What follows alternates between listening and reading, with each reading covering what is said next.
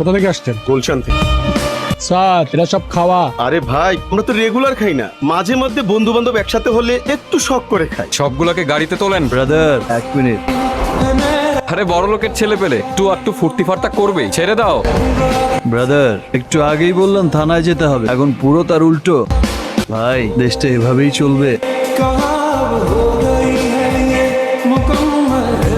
এইভাবে কেউ calling bell চাইপা ধরে বসে থাকে? তুমি তো জানোই যে আমি তোমার জন্য সারা রাত জায়গায় বসে থাকি। আমি তোমার জন্য বাজাই না, জজ সাহেবকে একটু ডিস্টার্ব করি।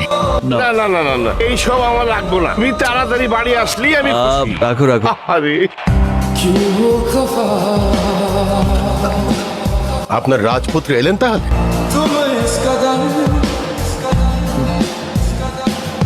হাত মুখ ধোও নাই, পেটে কিছু পড়ে নাই, শুরু করে দিছো এই বিষ খাওয়া। আমি তো খাই না চাচা।